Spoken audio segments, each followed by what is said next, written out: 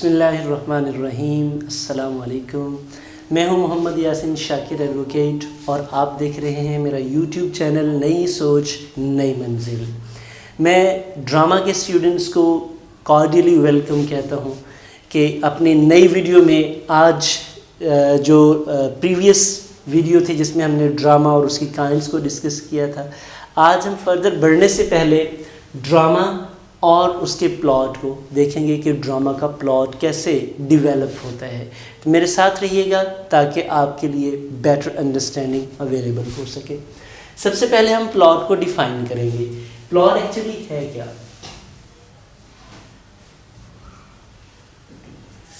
Plot a logical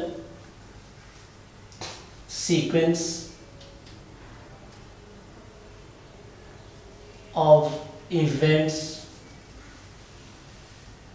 in a drama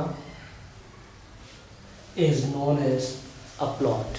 basically ये logical sequence होता है इवेंट्स का, एक वाक़या दूसरे के साथ जुड़ा होता है।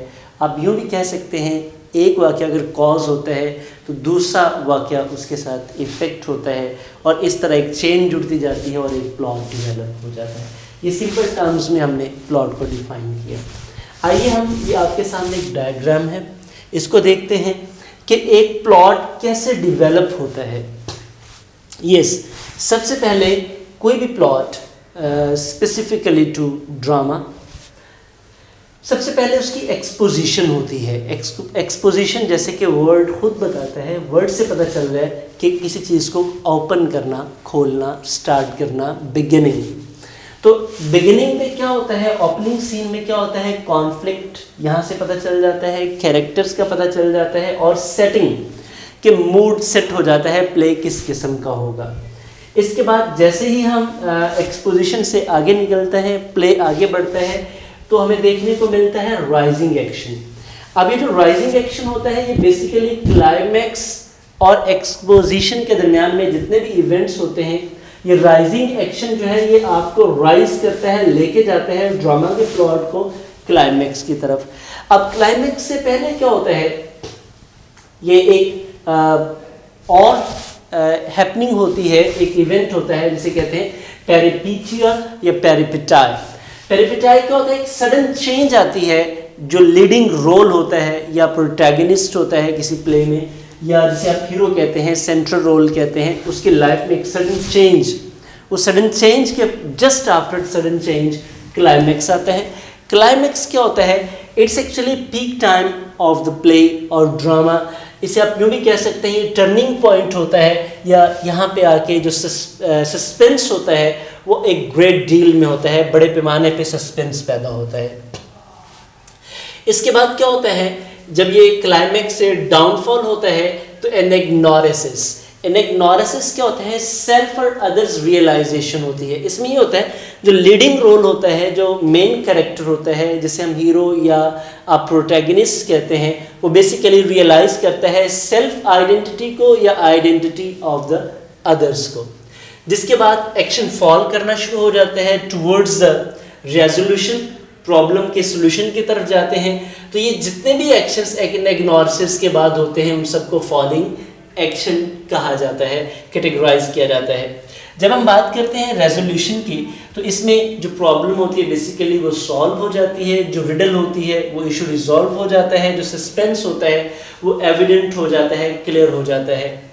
इसमें जो रेजोल्यूशन है ये दो तरह की होती है। जब हम बात करते हैं ट्रेजेडी की, तो इसमें नॉर्मली कैटेस्ट्रॉफी होती है। कैटेस्ट्रॉफी है क्या, बेसिकली इसमें नॉर्मली ट्रेजेडीज में होता है और इसका एंड जो ट्रेजेडीज का है नॉर्मली डेथ्स में, ब्लडशेड में, ये इंजरीज में होता है। एक रेजोल्यूशन में जब हम बात करते हैं एंडिंग की, ये बेसिकली एंडिंग ही है। तो एंडिंग दो तरह की मुख्तलिफ प्लेस के लिहाज से, तो डिनोमा, ये डिनोमा की जब हम बात करते हैं तो इट्स स्पेसिफिकली और नॉर्मली रिलेटेड टू कॉमेडीज, कि एक नॉर्मल एंडिंग होती है, ये हैप्पी एंडिंग होती है, तो ये डिनोमा के साथ इसको की टर्म से रिलेट किया जाता है, एक्सप्लेन किया जाता है।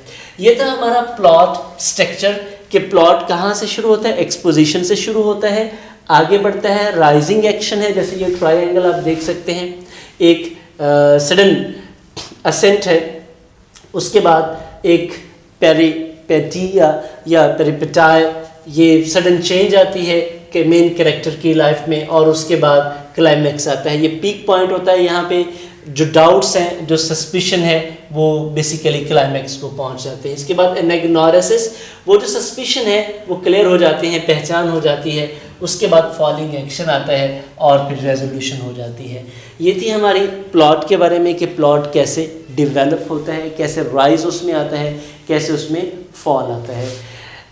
आप देखते रहिए, अगली वीडियो में हम डिस्कस करेंगे विद एग्जाम्पल, और वो एग्जाम्पल हम लेंगे एडिपस रेक्स की, कि कैसे उसका प्लॉट कैसे डेवलप होता है आपकी बेहतर अंडरस्टैंडिंग के लिए। Thank you for watching this video.